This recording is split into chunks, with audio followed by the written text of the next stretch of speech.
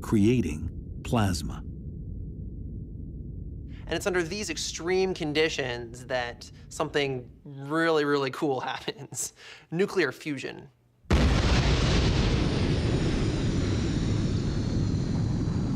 It's the same atomic process inside the hydrogen bomb. Under tremendous pressure, protons in the plasma fuse together, releasing photons, minuscule packets of heat and light. An unimaginable number of photons are made every second, generating the sun's incredible power, some of which reaches us as sunlight. This atomic alchemy converts over 4 million tons of mass into energy every second in an endless loop.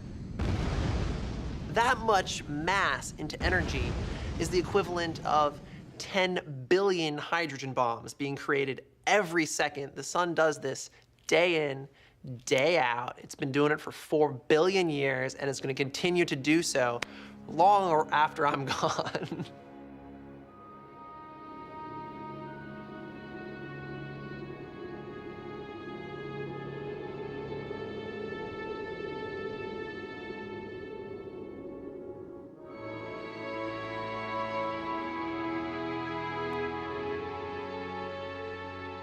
The energy of billions of bombs is released in the core every second. This begs a simple question. So you could ask, well, why doesn't the sun blow itself apart? It's because there's this beautiful balancing act that occurs. In the core of the sun, you've got this pressure from all of this fusion pushing outwards. And the sun is huge, so you have all this gravitational pressure pushing downwards. And so you've got gravity pushing down, and the sun trying to blow itself apart from the inside, and it is this beautiful balancing act between the two that keeps the sun in one piece.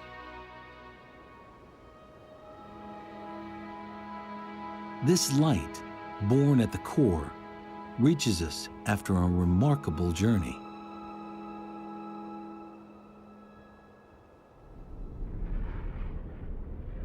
Away from the core, pressure and temperatures drop, and nuclear fusion stops. Now, each photon begins a tedious journey through the sun's thickest layer of plasma, a region called the radiative zone. Although squeezed less than at the sun's center, the plasma is still very dense, and photons struggle to move through it. Each packet of energy is continuously absorbed, then spit out by the plasma particles. In that particular part, there's no energy being generated, but the energy is transmitted by the radiation. So that's why we call it the radiative zone, not too surprisingly. The photons slowly bounce through the plasma here, ricocheting in a zigzag path called the random walk. So imagine that you're in a crowded room and you're trying to make your way through, and you greet other people. And each person you greet, you have to say hello to, and then you move off in another direction. So it takes you a long time to get from one place in the room to another because you're just kind of meandering your way around the room. So the same way the photons in the inside of the sun, they don't have a preferred direction. All they want to do is they want to be moving, and they want to be greeting other particles.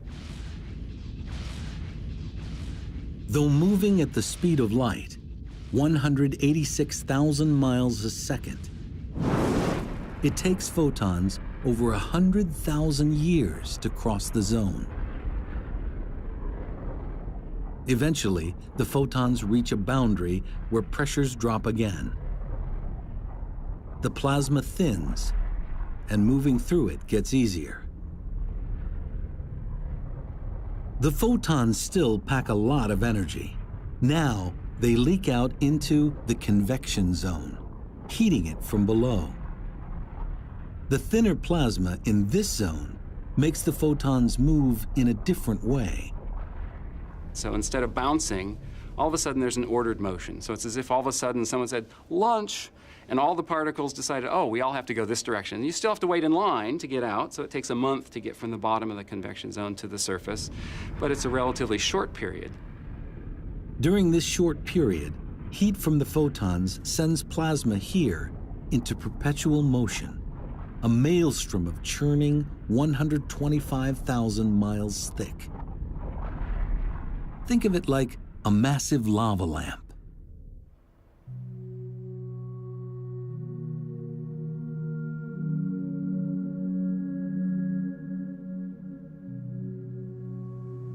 There's heat that enters at the bottom from the light bulb. It heats the material, and the blob rises to the surface. When it gets to the top, it cools off. And when it cools, it gets more dense and falls back down.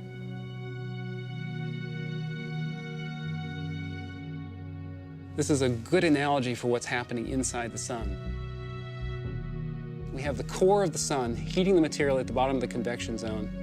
The material expands, and it carries the energy upward until it gets to the surface.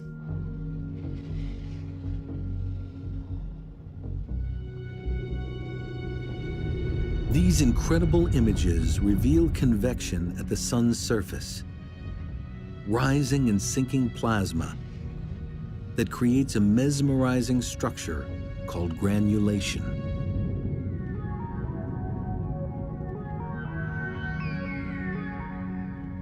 The granulation cells are about the size of the state of Texas.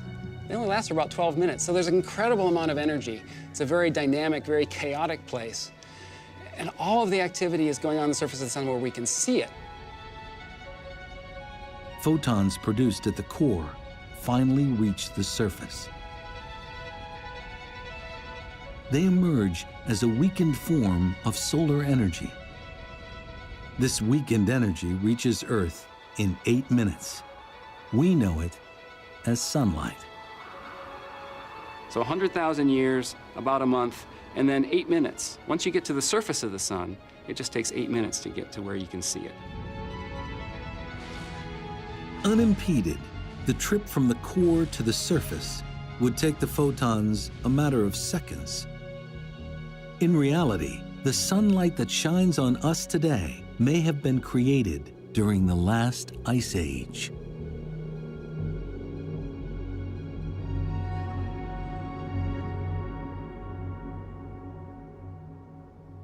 Energy reaching the sun's surface doesn't just result in sunlight. It can also trigger solar storms.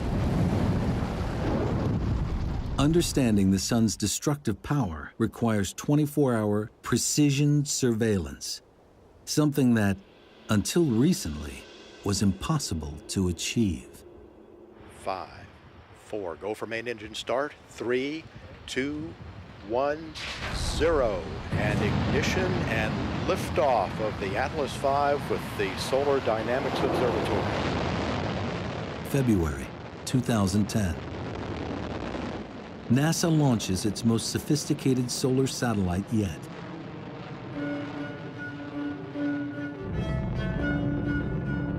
The Solar Dynamics Observatory, or SDO for short.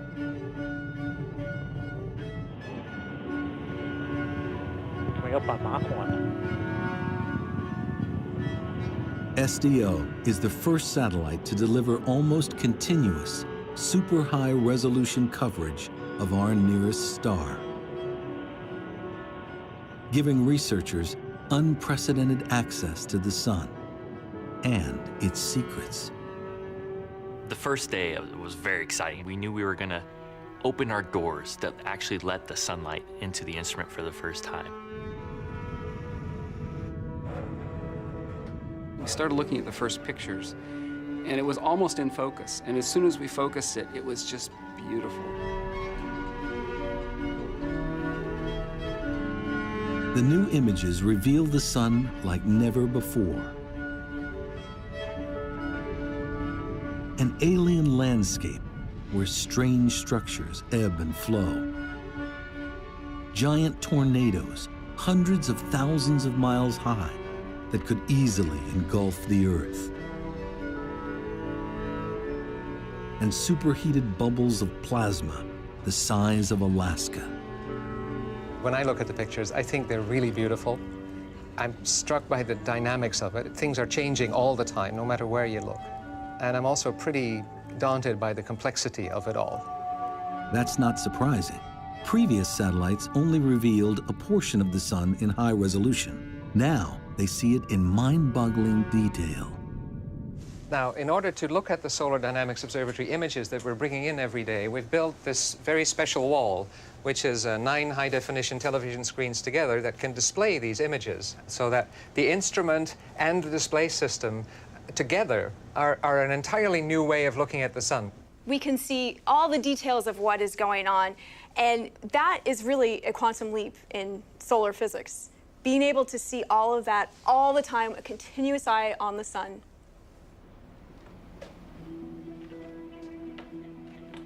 One of the most important aspects of SDO is its ability to see sunlight across a range of wavelengths, the equivalent of looking at things glowing at different temperatures. Our eyes are most sensitive to sunlight glowing at around 10,000 degrees Fahrenheit. At this temperature, the sun's surface looks almost featureless. But at hotter wavelengths, normally invisible, a far more dynamic picture emerges.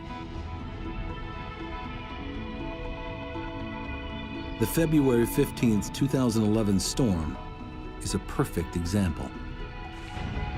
In this repeating image, at around 90,000 degrees Fahrenheit, SDO captures just a ghostly trace of the CME wave.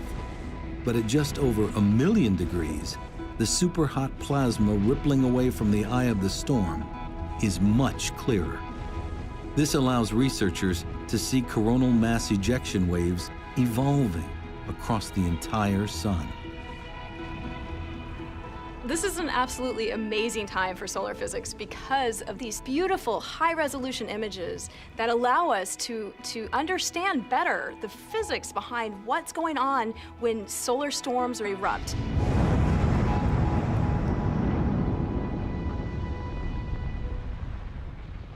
Was that one last photo? Look at this one here. Back at the National Space Weather Prediction Center, That's the M1 here. Bill Murtaugh tracks the storm's CME wave. It carries 1 billion tons of plasma and is now only about 20 hours from Earth. We're bringing it in mid to late on the 17th into the 18th. What they see is alarming.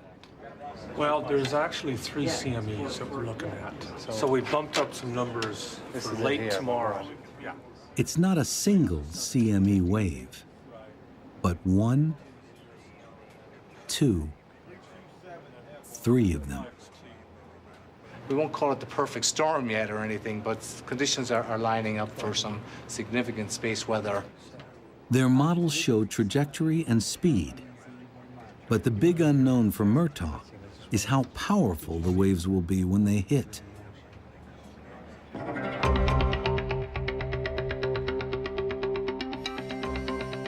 The answer lies in a force that governs the sun: magnetism. We're all familiar with magnets. They produce an invisible force that pushes and pulls on charged particles. In fact, Earth has a magnetic field that protects us against threats from the sun.